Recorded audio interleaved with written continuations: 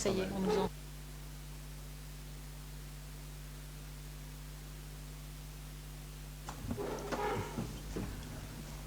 Chers collègues, bonsoir, mesdames, messieurs.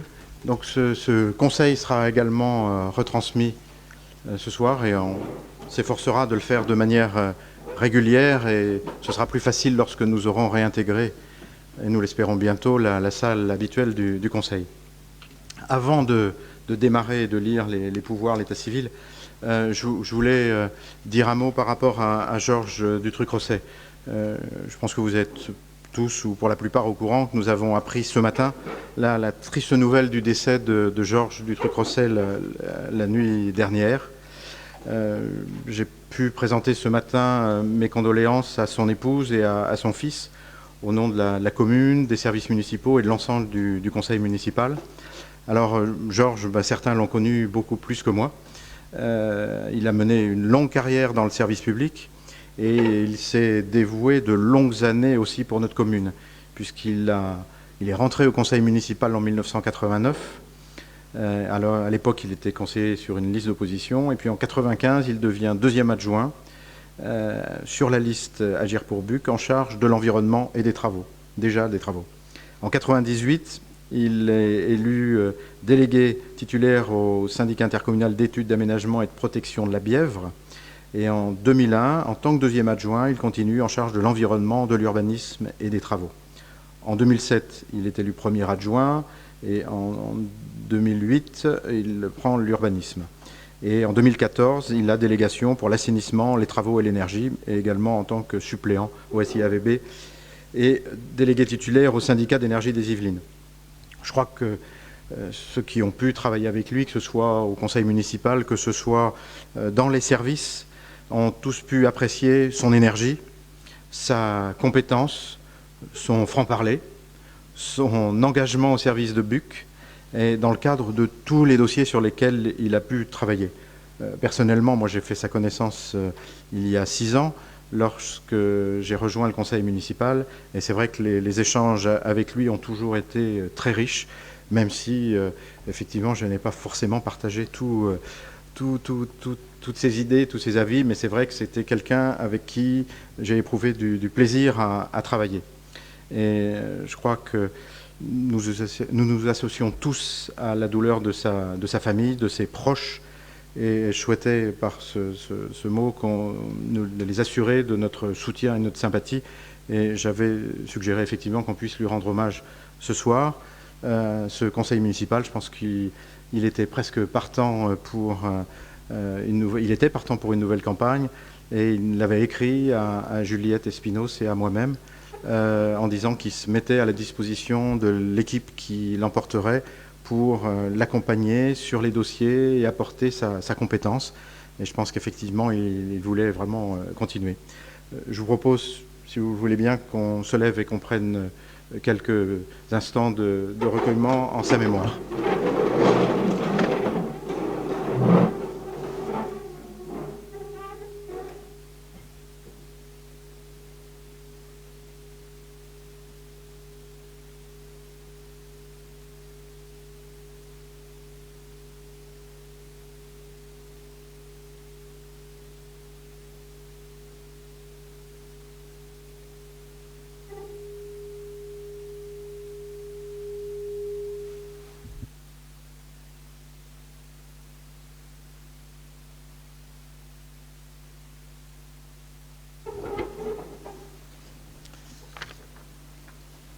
Nous allons donc... Pardon. Excuse-moi Stéphane, est-ce que je peux juste prendre la parole 3 minutes au nom des anciens d'Agir pour Buc Merci beaucoup, merci Stéphane. Donc il est toujours difficile de voir partir quelqu'un qu'on a côtoyé souvent et longtemps. C'est vrai que Georges et moi avons été maire adjoint ensemble pendant presque 12 ans. C'était en effet un homme attachant, d'une grande vivacité d'esprit, d'une intelligence fine avec beaucoup d'humour. Il a mené donc, comme tu l'as dit, une longue carrière dans le service public et a été élu depuis 1989. Il était d'une grande expérience et aimait partager ses compétences et les mettre au service de la ville. Nous n'avons pas toujours été d'accord, certes, mais il ne laissait personne indifférent. Et discuter et échanger avec lui était toujours très enrichissant. Donc voilà, nous pensons aujourd'hui à sa famille et à ses proches et nous leur adressons Donc au nom des anciens d'Agir pour Buc, nos plus sincères condoléances. Merci beaucoup, Juliette. Donc je vous propose de passer à la liste des pouvoirs. Monsieur Justin Raymond donne procuration à John Collimalet. Thierry Hulot donne procuration à Madame Françoise Gaulier. Monsieur Christian Gasque donne procuration à Madame Juliette Espinos. Madame Aïché Conan-Béram donne procuration à Madame Elisabeth Verly. Madame Maggie Ragovillard donne procuration à Madame Céleste Messina-Dominioni. Madame Constance Huynh donne procuration à Madame Véronique Huynh. Et Monsieur Rémi Jourdan donne procuration à Madame Lorraine Weiss. Concernant l'état civil, un certain nombre de naissances depuis notre dernier conseil. Donc le 15 juillet, Thomas Patrick Pierre Gricourt. 15 juin, pardon, le 17 juin, Baptiste Jacques-Alexis Alain Jouan. Le 19, Yaya Ahmad. Le 23 juin, Éléonore Marie-Madeleine de Gerfagnon. Le 27 juin, Camille Louis Peter Marie Lito. Un mariage, le 27 juin, d'Alexandra Vidor et Jean-Baptiste Catala. Et 3 décès sont à déplorer. Le 25 juin, Friedrich Heinrich Karl Balizio. Le 28 juin, Didier François Hilaire Élie Goujon. Et le 10 juillet, Georges Pierre Maurice Dutruc-Rosset. Je vous propose qu'on passe à l'élection du secrétaire des séances. Est-ce qu'il y a un ou une volontaire? Oui, Elisabeth Morelli. Est-ce que quelqu'un est contre? S'abstient? À l'unanimité. Merci, Elisabeth. Alors, les points à l'ordre du jour. Le premier point concerne les affaires sociales.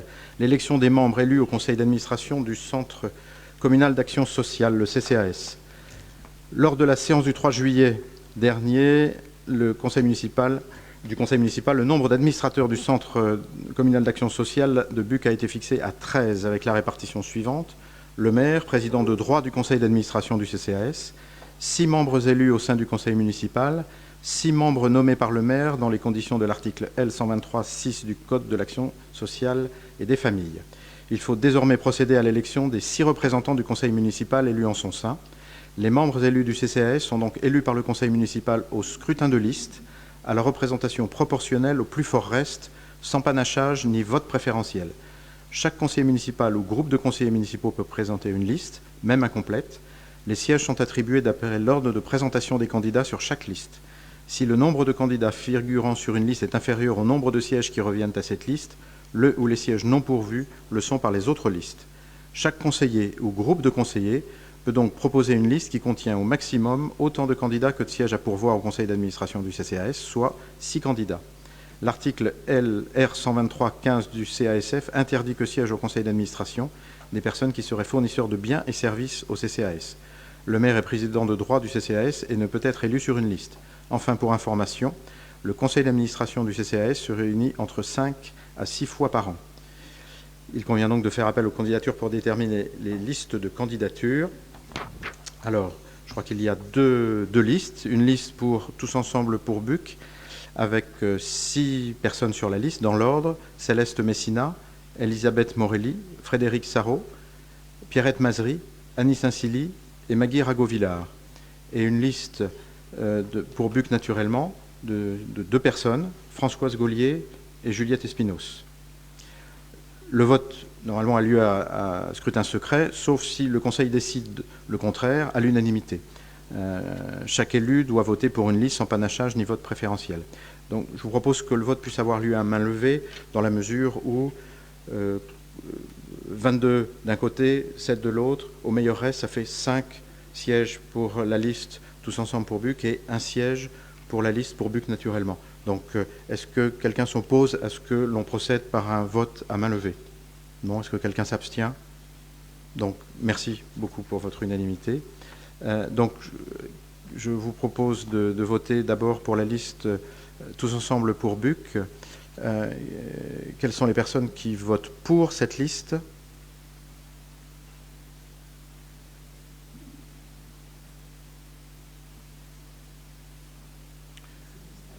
Alors là, en fait, elle n'est pas panachée. Il y en a 6. Si on vote à 22 pour les 6 et vous votez à 7, voilà, il y en aura, voilà, absolument. On aurait pu faire une liste panachée, mais comme on ne l'a pas préparée, absolument. Donc 22, voilà. Est-ce qu'il y a des abstentions parmi les... Ok. Merci. Pour la liste, pour BUC naturellement, donc 4 plus les pouvoirs, ça fait 7. Merci beaucoup. Donc du coup, compte tenu de ces résultats, les 6 personnes qui vont siéger au CCAS seront Céleste Messina, Elisabeth Morelli, Frédéric Sarrault, Pierrette Mazery, Françoise Gaulier et Annie Saint-Silly.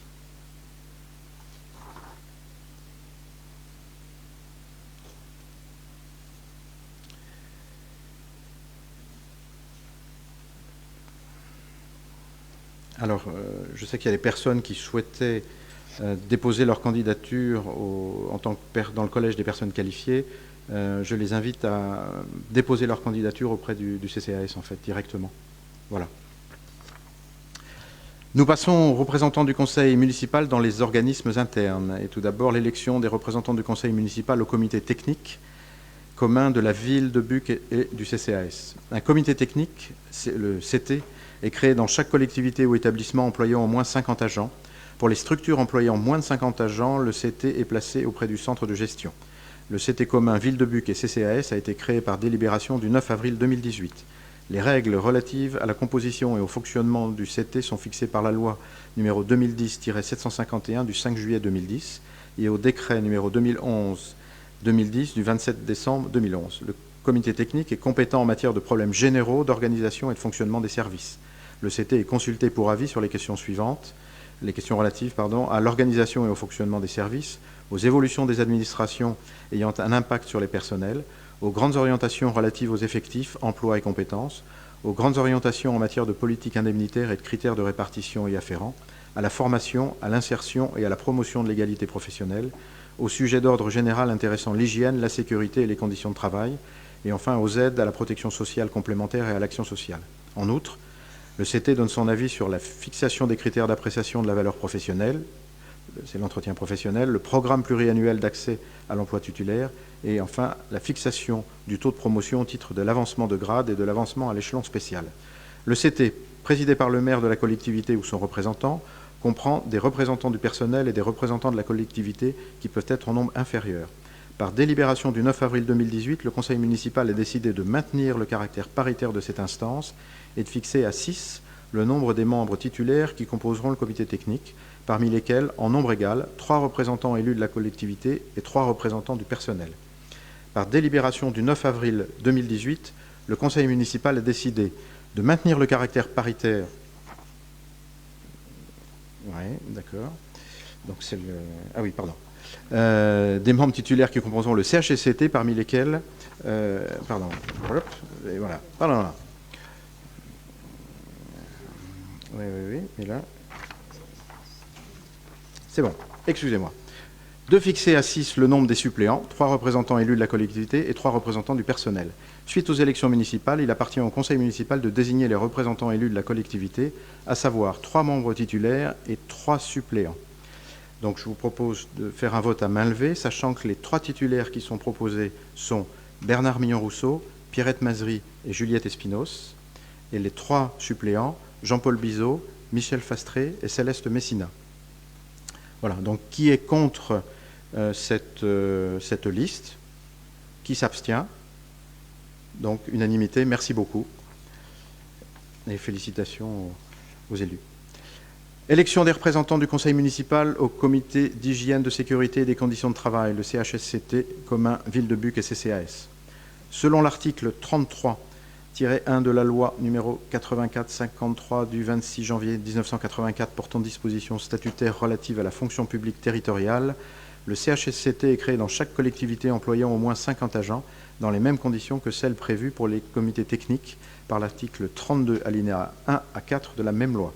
L'article 28 du décret numéro 85-603 du 10 juin 1985 relatif à l'hygiène et à la sécurité du travail, ainsi qu'à la médecine professionnelle et préventive dans la fonction publique territoriale, indique que le CHSCT comprend des représentants de la collectivité et des représentants du personnel. Les missions du CHSCT sont assurées par les membres du comité technique. Le nombre de représentants de la collectivité ne peut excéder le nombre de représentants du personnel. Le CHSCT contribue à la protection de la santé et de la sécurité des salariés et à l'amélioration de leurs conditions de travail, notamment par l'analyse des conditions de travail et des risques professionnels auxquels peuvent être exposés les salariés et en particulier les femmes enceintes, la vérification par des inspections et des enquêtes du respect des prescriptions législatives et réglementaires et de la mise en œuvre des mesures de prévention préconisées, le développement de la prévention par des actions de sensibilisation et d'information, et enfin l'analyse des circonstances et des causes des accidents du travail ou des maladies professionnelles ou à caractère professionnel par le biais d'enquêtes. L'organe délibérant de la collectivité auprès duquel est placé le CHSCT fixe le nombre de représentants de la collectivité et le nombre de représentants du personnel. Le nombre de représentants du personnel titulaire ne saurait être inférieur à 3 ni supérieur à 5 pour les collectivités employant au moins 50 agents. Il est tenu compte, pour fixer ce nombre, de l'effectif des agents titulaires et non titulaires et de la nature des risques professionnels. Par délibération du 9 avril 2018, le Conseil municipal a décidé de maintenir le caractère paritaire de cette instance et de fixer à 6 le nombre des membres titulaires qui composeront le CHSCT, parmi lesquels, en nombre égal, 3 représentants élus de la collectivité et 3 représentants du personnel, et de fixer à 6 le nombre des suppléants, 3 représentants élus de la collectivité et 3 représentants du personnel. Suite aux élections municipales, il appartient donc au conseil municipal de désigner les représentants élus de la collectivité au CHSCT, à savoir 3 membres titulaires et 3 suppléants. Je vous propose de voter à main levée pour la liste suivante. En titulaire, les 3 titulaires proposés sont M. Jean-Christophe Hilaire, M. Jean-Paul Bizot et Mme Françoise Gaulier. Et comme suppléants, Mme Elisabeth Verly, Mme Frédéric Sarrault et Mme Aïché Conan-Béram. Est-ce que quelqu'un vote contre? Est-ce que quelqu'un s'abstient? Unanimité, merci beaucoup. Représentants du conseil municipal aux organismes extérieurs, désignation d'un délégué au comité national d'action sociale. Le comité national d'action sociale, le CNAS, pour le personnel des collectivités territoriales et de leurs établissements publics, fondé en 1967 et régi par la loi du 1er juillet 1901, a pour but, sur l'ensemble du territoire national, d'améliorer les conditions de vie des personnels de la fonction publique territoriale et de leurs familles, en assurant la mise en œuvre de services et de prestations sociales. Pour atteindre son objectif social, le CNAS peut, sans que cette énumération soit limitative à l'égard de ses bénéficiaires, octroyer des aides ou des secours, faciliter l'accès aux vacances, aux loisirs et à la culture, faciliter le recours au crédit. Dans ce but, le CNAS peut notamment gérer des œuvres sociales en faveur des personnels des collectivités territoriales et de leurs établissements publics, conclure des partenariats avec des structures privées ou publiques, organiser et gérer des centres de vacances. La commune de Buc adhère au CNAS et, dans ce cadre, doit désigner un représentant des élus locaux, dénommé délégué local des élus, et un représentant du collège des bénéficiaires, dénommé délégué local des agents, pour siéger à l'assemblée départementale du CNAS et élire les membres du conseil d'administration et les membres des bureaux départementaux. À ce titre, il est demandé au conseil municipal ce soir de désigner un représentant du collège des élus auprès du CNAS. Je vous propose comme représentant de notre commune Elisabeth Morelli. Est-ce que quelqu'un est contre? Est-ce que quelqu'un s'abstient? Unanimité, merci beaucoup. Ensuite, désignation de représentants au conseil d'école publique de Buc. Au terme de l'article D411-1 du Code de l'éducation, dans chaque école, le conseil d'école est composé des membres suivants: le directeur de l'école, qui en est le président, 2 élus, le maire ou son représentant, et un conseiller municipal, désigné par le conseil municipal. Les maîtres de l'école et les maîtres remplaçants exerçant dans l'école au moment des réunions du conseil, un des maîtres du réseau d'aide spécialisée intervenant dans l'école choisi par le conseil des maîtres de l'école, les représentants des parents d'élèves en nombre égal à celui des classes de l'école, élus selon les modalités fixées par un arrêté du ministère chargé de l'éducation, et enfin le délégué départemental de l'éducation nationale chargé de visiter l'école.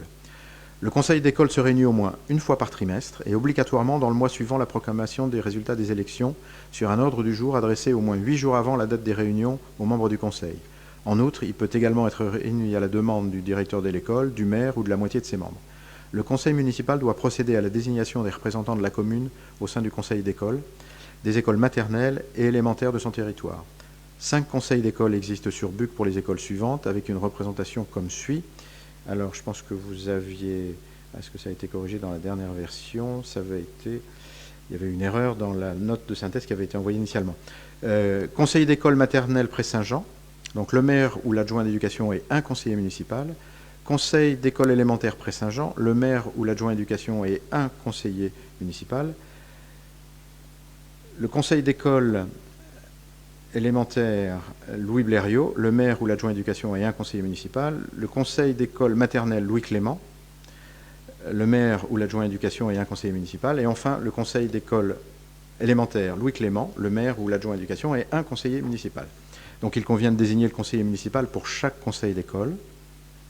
Je vais vous proposer une liste donc de 5 personnes.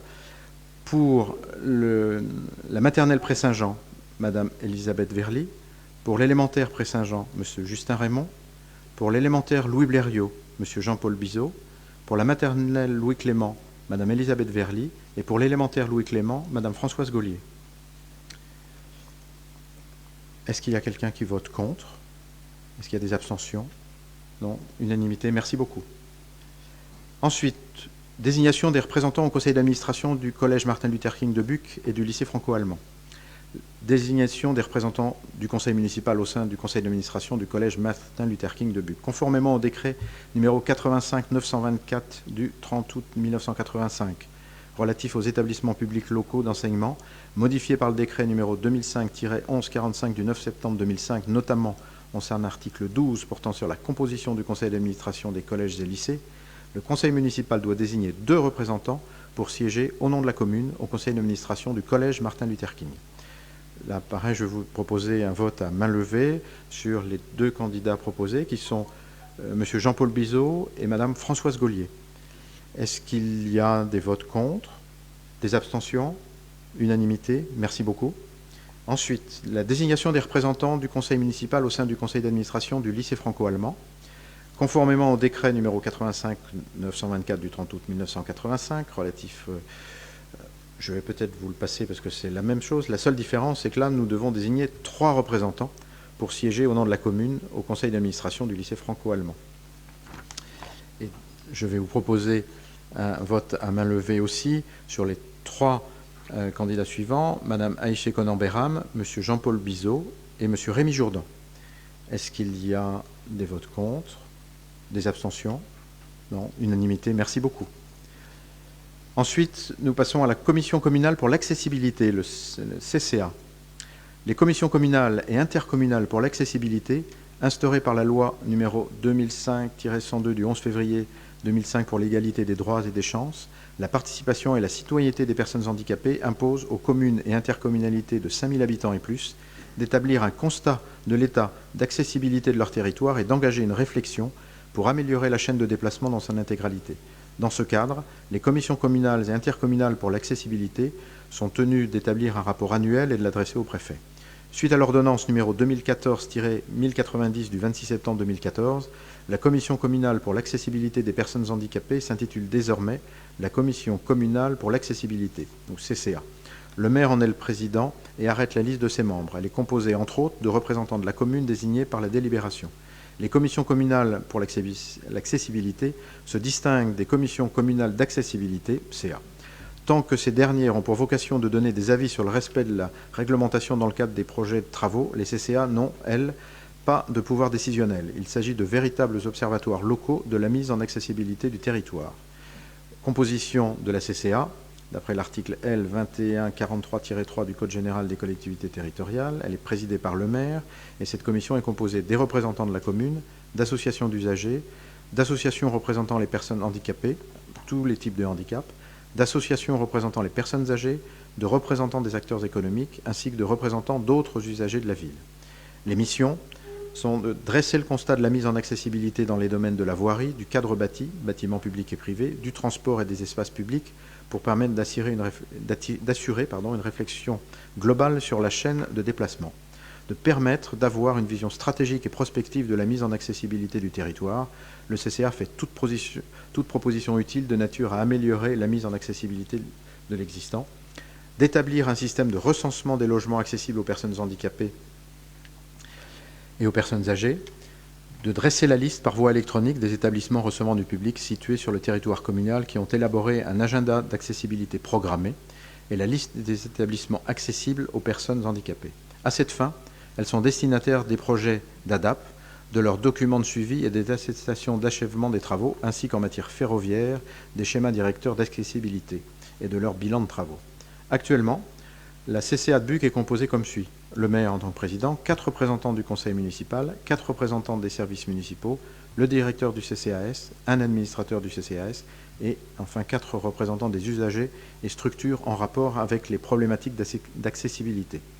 Donc il convient ce soir de désigner 4 représentants du conseil municipal et je vous propose qu'on vote aussi à main levée sur les 4 candidatures suivantes. Madame Frédérique Sarrault, Madame Elisabeth Morelli, Madame Annie Saint-Silly et Madame Lorraine Weiss. Est-ce qu'il y a des votes contre? Des abstentions? Unanimité? Je vous remercie beaucoup. Commission de contrôle des listes électorales. Alors, je vous propose que l'on repousse cette délibération à un conseil ultérieur. En effet, nous avions un laps de temps... pardon. Non, pardon. Attendez, parce que là, j'ai des numéros de page qui sont bizarres. Non, pardon, excusez-moi. Celle-là, c'est bon.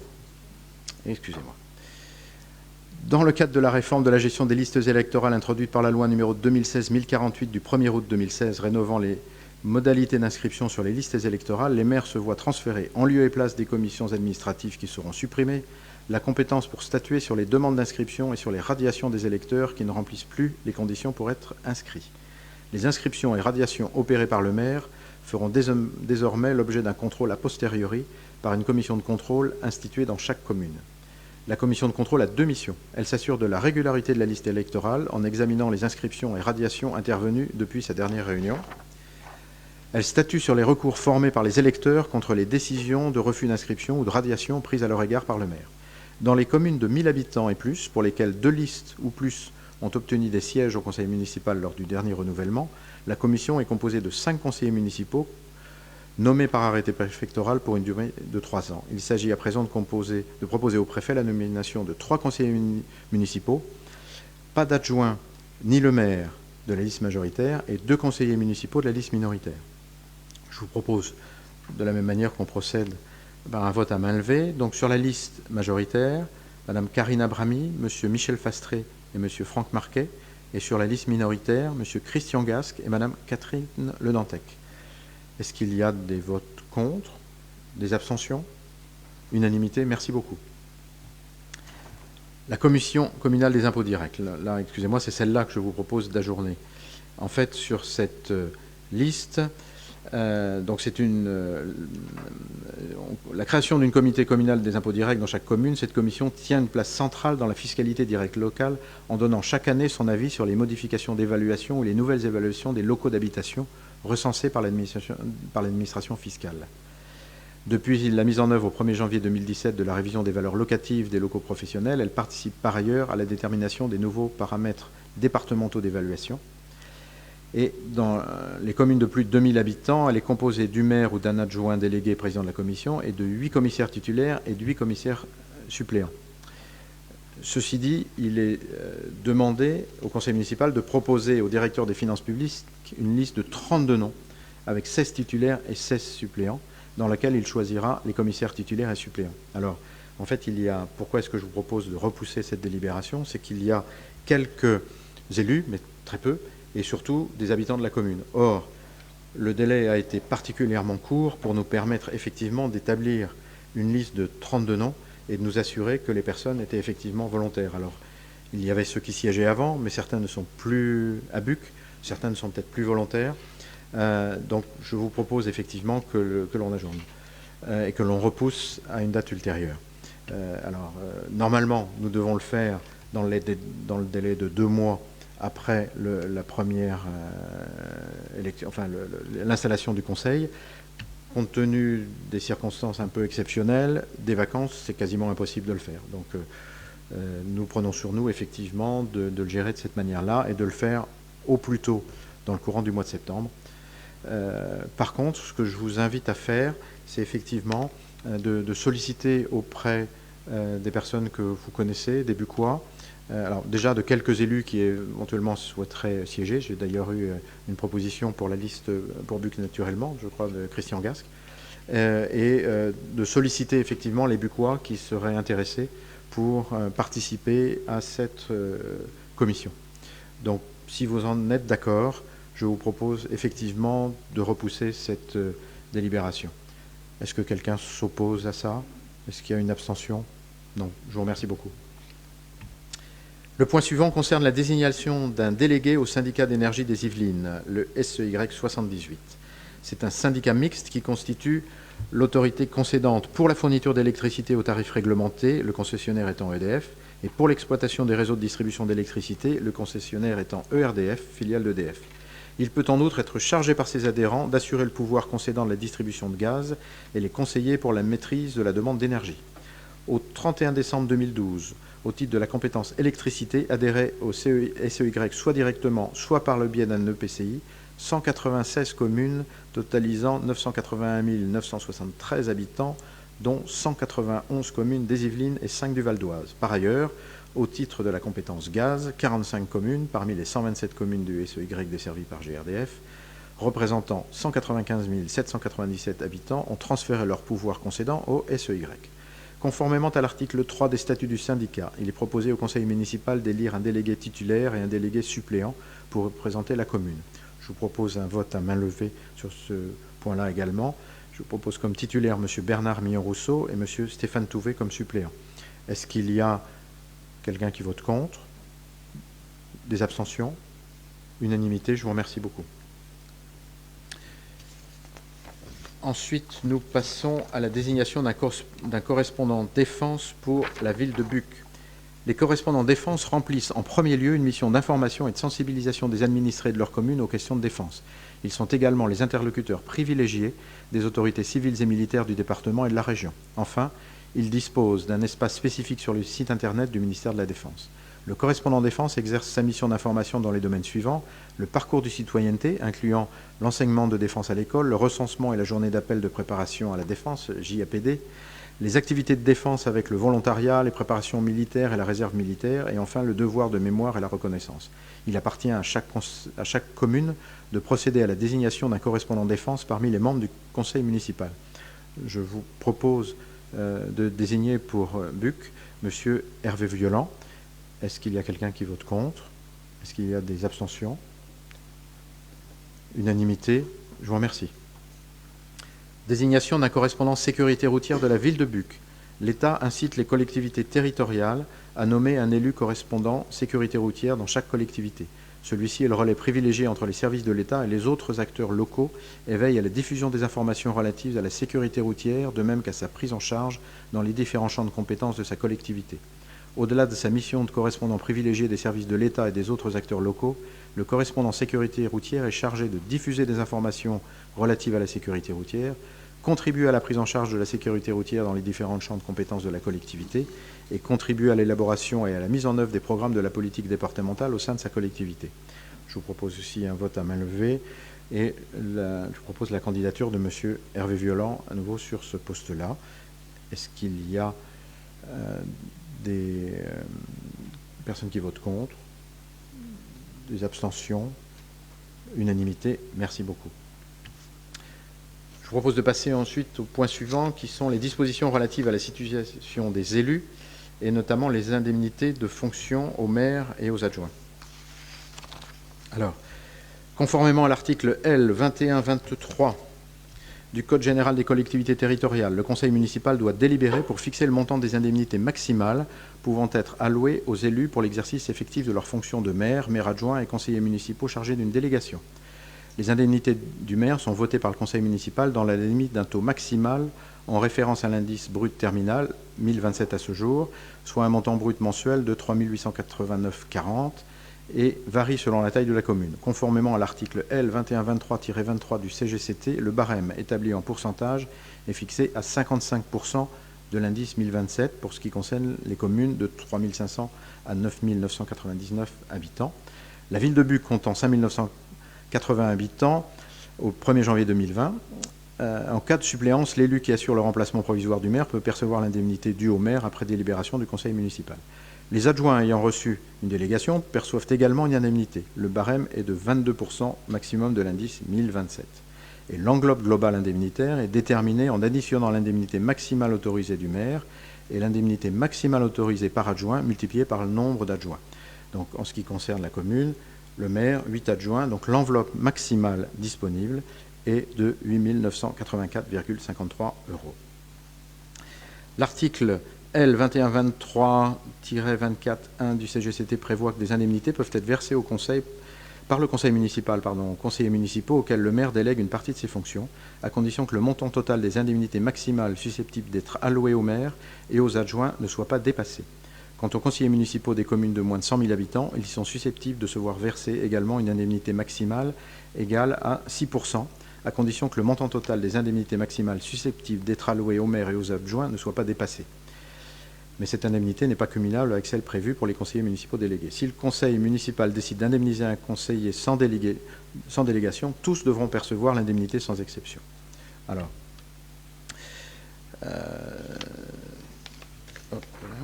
voilà. Enfin, l'article L. 2123-24-1-4 du CGCT dispose que, quelle que soit la taille de la commune, lorsqu'un conseiller supplée le maire absent, suspendu, révoqué ou empêché, l'indemnité qui lui est versée est alors celle fixée pour le maire. La date de prise d'effet de la rémunération du maire, des 8 adjoints au maire et des 13 conseillers municipaux délégués sera fixée à la date à laquelle les arrêtés de délégation de fonction du maire aux adjoints et conseillers municipaux délégués seront rendus exécutoires. Alors, je reviendrai sur les délégations de chacun. Mais ce qui vous est proposé, c'est la répartition suivante. Donc le maire, on appliquerait le taux de 45,868%, ce qui revient à une indemnité brute mensuelle de 1783,99. Chaque adjoint au maire, on lui appliquerait le taux de 14,784. Ça revient à une indemnité de 575,01.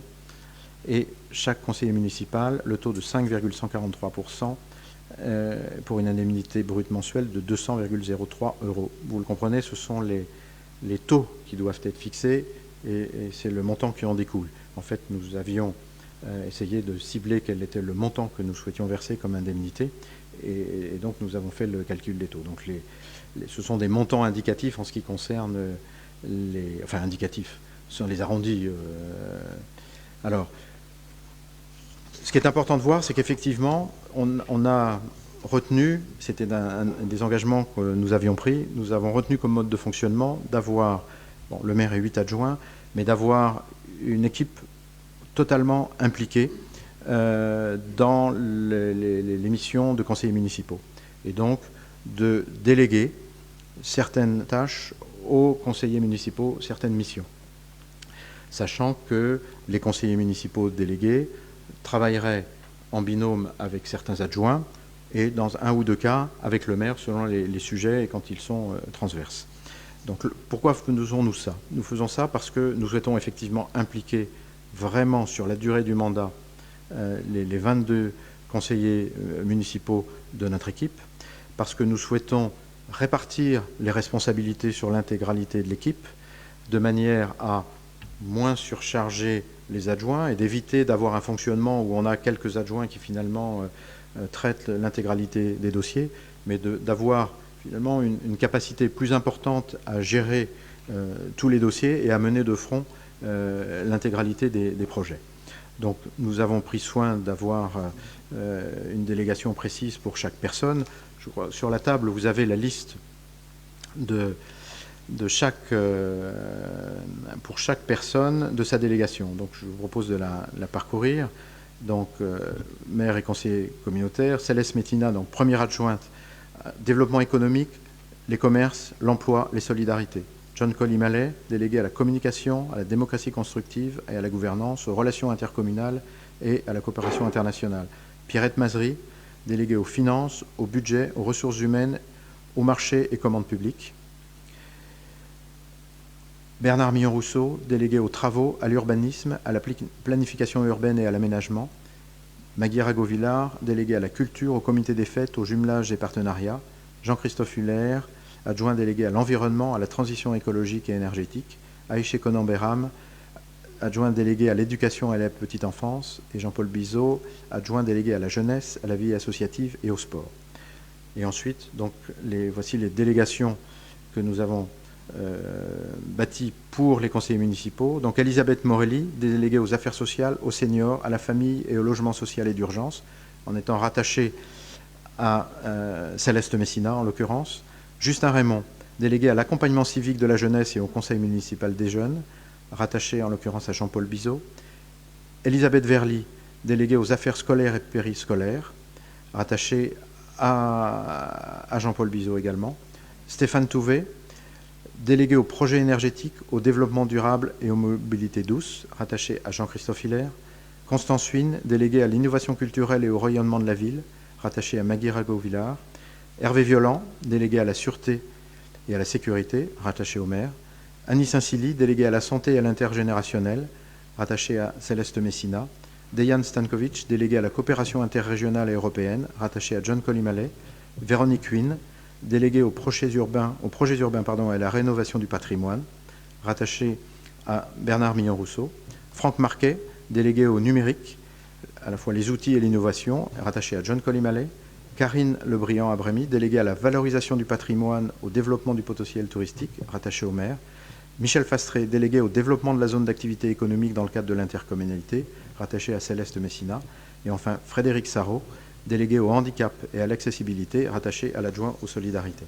Donc voilà, alors que vous compreniez aussi, nous avons défini des règles de fonctionnement, c'est-à-dire qu'un conseiller municipal qui a une délégation, on attend une implication et une obligation de résultat. Un conseiller municipal qui, sur la durée, ne pourrait plus assumer sa délégation, se verrait donc retirer sa délégation et par conséquent son indemnité. C'est la règle que nous sommes définis et qui a été acceptée par tous. Et concernant les indemnités, je pense que vous l'avez bien compris, il y a une enveloppe, l'enveloppe maximale, et en fait, ce que l'on a fait, on n'a pas le choix. On est contraint par l'enveloppe de toute façon, mais ce que nous avons fait, c'est effectivement de diminuer l'indemnité possible pour le maire et des adjoints pour permettre effectivement, dans le cadre de cette enveloppe, de verser une indemnité aux conseillers municipaux. Donc voilà, donc le vote va porter sur sur l'indemnité, la répartition de l'enveloppe telle qu'elle est proposée, mais avant, il y a peut-être des questions. Merci Stéphane. Donc nous avons pris connaissance avec attention de la proposition d'une nouvelle répartition de l'enveloppe dédiée à l'indemnisation du maire, des adjoints et des conseillers délégués. La proposition qui est soumise introduit une grande nouveauté, en effet, associée à des délégations multiples du maire. Sur le principe, nous sommes favorables à ce que tous les conseillers municipaux puissent être en charge d'une mission ou du suivi d'un projet particulier. Donc on a vu trop de fois dans le passé des conseillers municipaux n'être pas assez impliqués dans la vie municipale ou des adjoints même moins impliqués que d'autres. Donc c'est un mode de gouvernance qui nous semble intéressant. Cependant, avoir une délégation du maire correspond à une responsabilité bien particulière, à un engagement bilatéral entre le maire et son élu délégué. Et le découpage des délégations du maire en, pardonnez-moi l'expression, en 22 morceaux différents nécessitera évidemment une implication forte, beaucoup de confiance, un suivi efficace et, comme tu l'as dit, un engagement et une obligation de résultat de la part de chaque délégué pour justifier de son indemnité. C'est pourquoi, comme je l'avais demandé à Stéphane dans la semaine, nous voulions connaître la liste des délégations prévues et leur attribution afin de nous prononcer sur le vote des indemnités. C'est vrai qu'on l'a maintenant sur table, mais on ne l'avait pas jusqu'à présent. Donc voilà, tout travail mérite évidemment salaire, mais toute indemnité doit également être justifiée.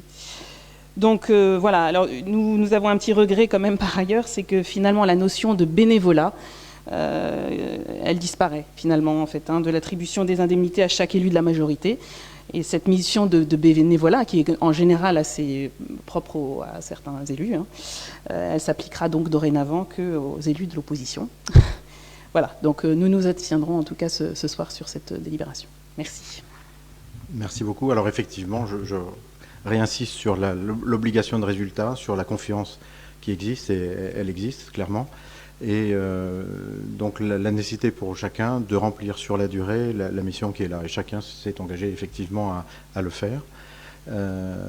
Après, c'est vrai que C'est quelque chose qui existe d'ailleurs dans certaines communes voisines. Quand on regarde Jouy, Bièvre par exemple, on voit que les communes fonctionnent de cette manière-là en termes de délégation. De plus en plus, c'est logique, je crois, pour impliquer, et je te rejoins sur le fait que précédemment, on avait vu parfois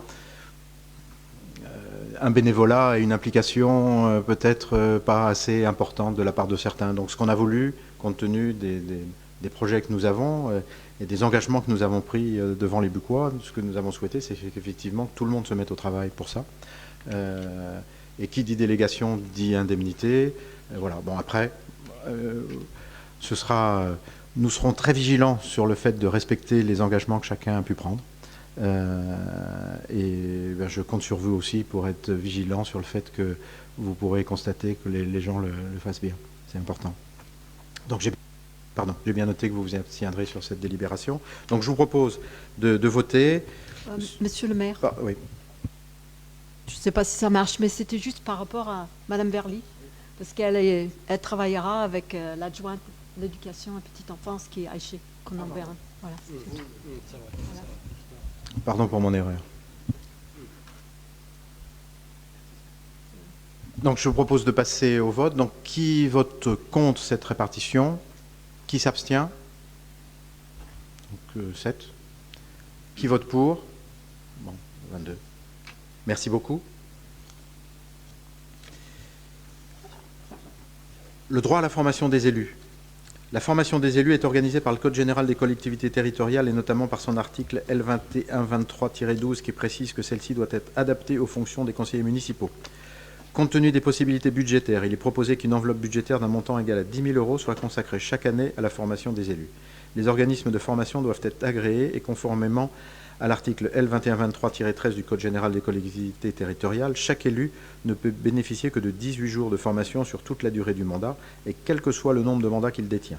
Les élus salariés ont droit à un congé formation de 18 jours sur toute la durée du mandat et sera renouvelable en cas de réélection.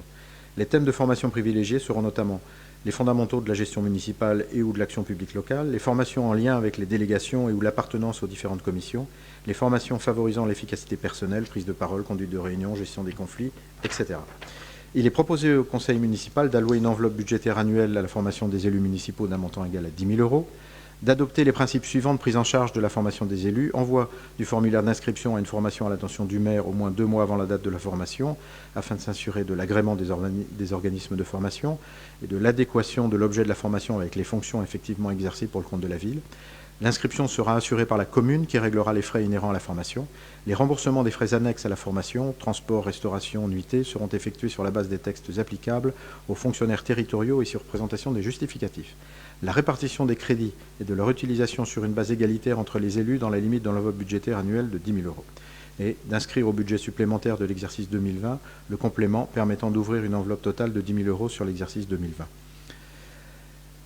Un tableau récapitulant les actions de formation financées par la commune sera annexé annuellement au compte administratif. Je précise un point, c'est que la formation des élus, d'une part, elle est obligatoire, et il est dommage qu'elle ait été peu usitée précédemment, et elle s'adresse à l'ensemble des élus, qu'on soit bien clair. C'est parce que on évoquait tout à l'heure les élus de l'équipe majoritaire avec des délégations, mais tous les élus seront dans des commissions, représenteront dans certains cas donc la commune à VGP, représenteront la commune dans certains organismes, dans certaines instances, dans certains syndicats, auprès de lycées, de collèges, on l'a vu.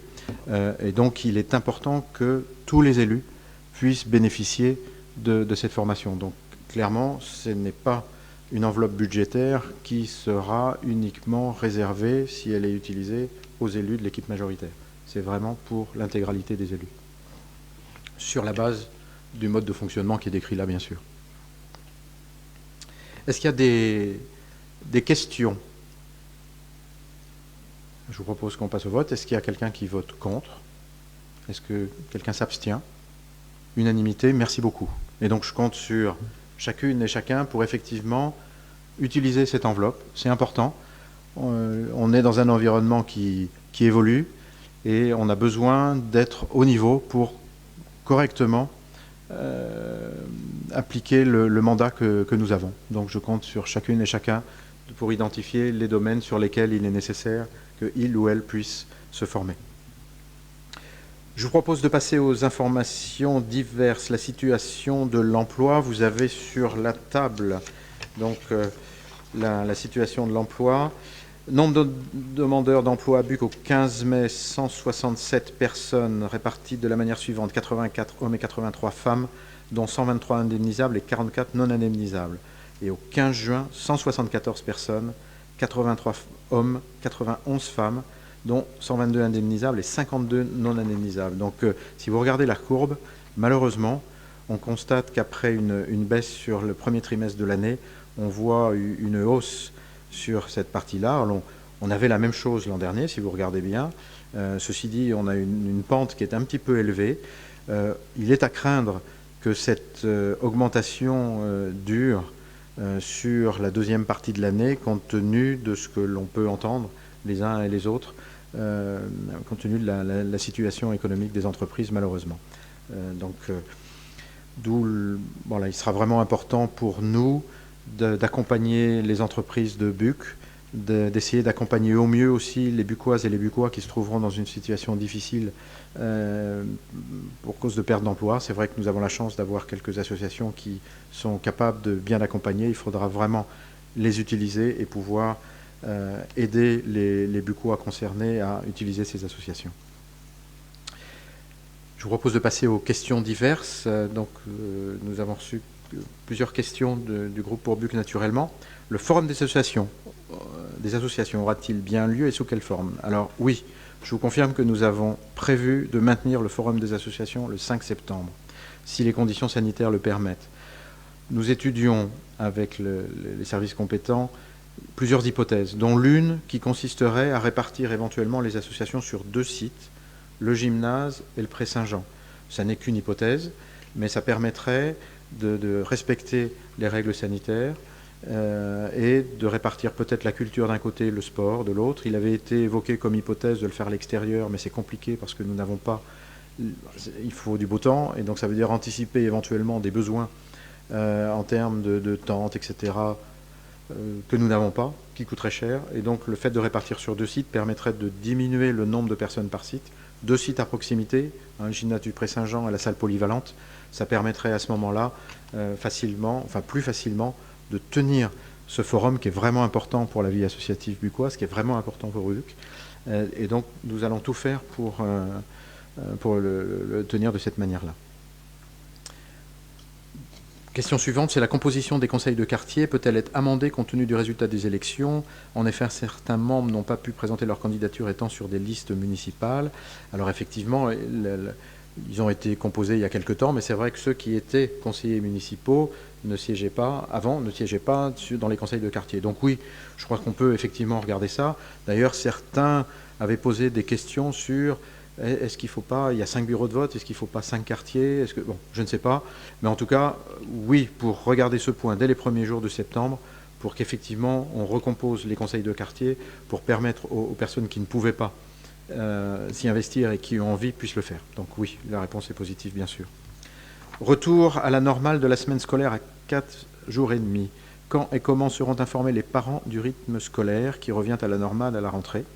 Seule une communication mail de la part de certaines directrices a eu lieu. En effet, il est probable que tous les parents n'ont pas reçu l'information. Tout à fait probable. Donc un mailing va être envoyé par la ville à toutes les familles ayant un enfant en école maternelle ou élémentaire, pour informer. Donc via Opus, c'est comme ça que ça va se faire pour effectivement informer tout le monde. La question suivante porte sur la maison médicale. Quel est l'avancement des travaux et l'équipe poursuit-elle ce projet? Alors, pour l'instant, les travaux sont arrêtés, vous avez vu, ils ne reprendront que le 27 juillet. Alors, vous le savez sans doute, nous n'avons pas aujourd'hui beaucoup de certitudes quant au nombre de praticiens qui sont prêts à s'engager. Il nous manque notamment l'engagement de médecins généralistes qui sont indispensables pour répondre aux besoins des Bucois. Et puis, il serait probablement bien d'avoir un pédiatre et un gériatre, par exemple. Ce serait assez nécessaire. Donc, aujourd'hui, très clairement, nous regardons toutes les options, mais ce que nous voulons, c'est privilégier la qualité de l'offre de santé pour BUC. Donc quand je dis que nous regardons toutes les options, c'est que le marché a pris du retard pour différentes raisons. La crise, il y a un lot qu'il a fallu relancer parce qu'on a eu un prestataire défaillant. Donc, les options sur la table, ça pourrait être d'arrêter le marché. Donc, il y a des pénalités liées à ça qui ont été évaluées, que l'on connaît. Par contre, il y a un impact très négatif sur les entreprises du bâtiment. En ce moment, la tendance, elle est plutôt à soutenir les entreprises du bâtiment plutôt que de les pénaliser. Donc ce serait dommage de pénaliser les entreprises parce que nous avons un projet qui éventuellement n'est pas suffisamment construit. Donc nous allons privilégier le fait de nous atteler vraiment à essayer de remplir cette maison médicale avec les bonnes professions de santé et de voir dans quelle mesure un accompagnement de l'ARS ne pourrait pas être possible à partir du moment où effectivement on avance dans ce sens-là. Donc voilà. Donc, j'espère que ça apporte la réponse à votre question. Question numéro 5 sur les gens du voyage. La nouvelle équipe a-t-elle pris contact avec eux pour connaître la durée de leur séjour? Si cela doit se prolonger, des sanitaires sont-ils prévus? Alors en fait, bon, la question finalement est moins pertinente au jour d'aujourd'hui parce que le juge des référés a jugé notre requête qui a été déposée au tribunal administratif de Versailles le 13 juin, qui a été complétée le 3 juillet, et en date du 8 juillet, le juge a ordonné l'expulsion de l'ensemble des occupants du terrain de rugby sous 48 heures, à compter de la notification de l'ordonnance, sous astreinte de 500 € par jour de retard. La notification a été faite ce 9 juillet par les forces de police. Il est prévu, le terrain a commencé à se vider. Ils doivent partir normalement, les derniers, entre ce soir et demain. Il est prévu par les ateliers que dès leur départ, le tracteur qui avait été retiré soit positionné à nouveau là où il était pour bloquer l'accès à nouveau. Et par contre, j'ai demandé au service technique d'étudier très rapidement une solution plus pérenne pour bloquer les accès. Et de la même manière, d'étudier une solution à côté du Mirage pour éviter qu'on ait à nouveau une occupation par les gens du voyage. Donc, si ça se passe bien, j'espère qu'effectivement, avant la fin du week-end, le terrain de rugby sera libéré. Voilà. Question numéro 6, récompense aux nouveaux bacheliers. Pardon. Il y a une question, pardon. Oui, sur le sujet des gens du voyage, il semblerait qu'il y ait une occupation dans la zone d'activité, dans les anciens locaux de Colissimo, ou quelque chose comme ça. Chronopost, oui. Donc ça concerne Versailles Grand Parc ou c'est nouveau? C'est pas nouveau, ça fait un moment qu'ils sont là, ça fait très longtemps qu'ils sont là. Donc là, on est dans un contexte un peu différent. On s'est attaché effectivement, enfin, c'est l'équipe précédente d'ailleurs qui au départ s'est attachée tout de suite, et pour le Mirage, et a lancé tout de suite la procédure, notamment pour le terrain de rugby. Ça a été fait le jour de leur installation. Sur la partie Chronopost, c'est différent.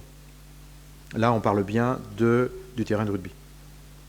Et on est on n'est pas sur le terrain communal, on est sur des lieux privés, donc c'est différent. Oui, c'est un terrain privé. C'est un petit peu ce qui s'était passé, si vous vous souvenez, sur le terrain qui était Vinci, qui est juste à côté de General Electric. Voilà.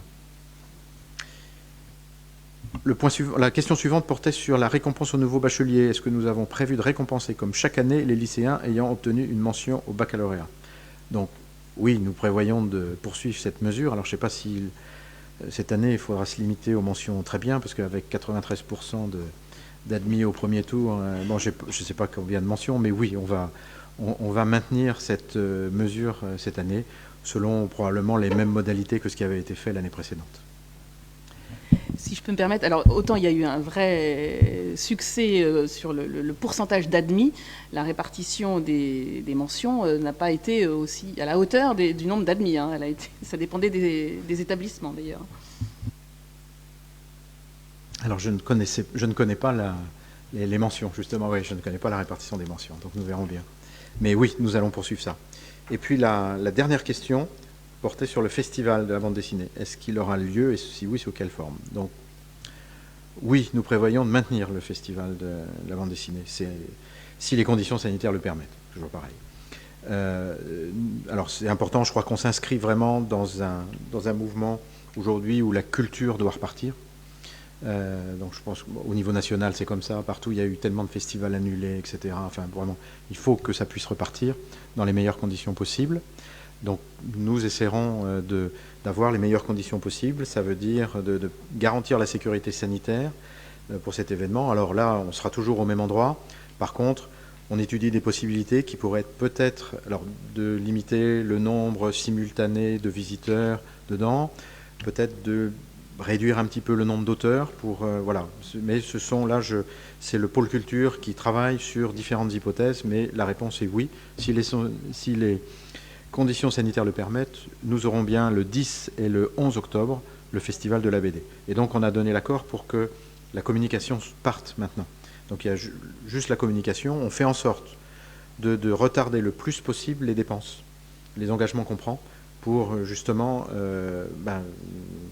pouvoir faire marche arrière avec un minimum de frais le cas échéant. Mais j'espère que nous serons en mesure de le tenir. L'état d'urgence sanitaire se termine ce soir.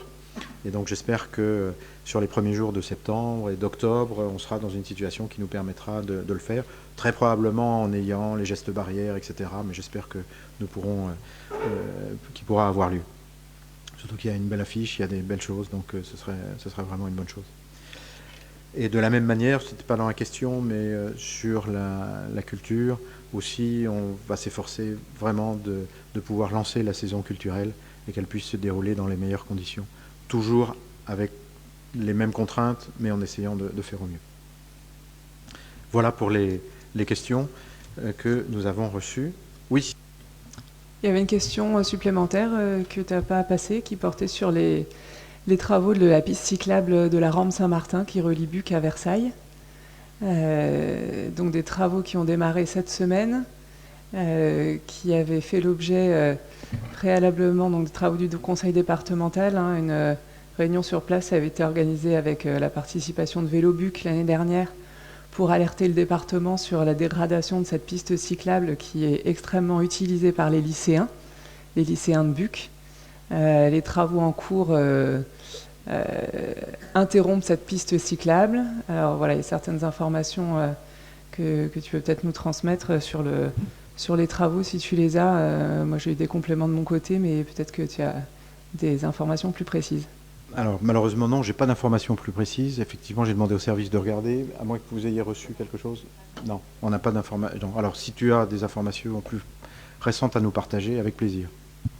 Mais ce qui semblerait se réaliser, c'est une piste cyclable qui permettra de relier le quartier de Satory à Versailles-Chantier. Donc effectivement, c'est un aménagement cyclable qui est intéressant pour relier un quartier de Versailles à la gare de Versailles. Néanmoins, la continuité cyclable entre Buc et Versailles, et en particulier à destination des lycées de Versailles, il n'est pas sûr qu'elle soit améliorée. Donc c'est vraiment un point de vigilance qu'on se permet de souligner pour qu'il y ait une intervention qui soit faite auprès du département maître d'ouvrage de cette opération, pour que le tronçon de la piste cyclable qui se situe entre la sortie de Satory et la maison forestière de Versailles-Saint-Louis soit inclus dans les travaux et que le revêtement soit refait. Ainsi que le tronçon d'ailleurs entre la maison forestière et Satory dans le sens montant, puisque ça sera de chaque côté. On prend le point, effectivement, on va regarder ça. Pour information, on a notre plan triannuel qui avait été voté. Les choses ont été mises en suspens. On a une réunion la semaine prochaine avec Vélo Buc pour avancer dessus et remettre ça aussi le plus rapidement possible à l'ouvrage. Voilà. Donc ce n'est pas une réponse directe à ta question, mais sur l'aspect effectivement des circulations douces et du vélo. Mais on va prendre ce point. Désolé de ne pas avoir effectivement mis la question dedans, mais comme il n'y avait pas eu les éléments de réponse, elle ne s'était pas trouvée dedans. Merci. Est-ce qu'il y a éventuellement d'autres questions? Non. Dans ce cas, écoutez, je vous remercie pour ce deuxième conseil municipal de la mandature. La date n'est pas fixée pour le prochain, ce sera en septembre. D'ici là, je vous souhaite un très bel été.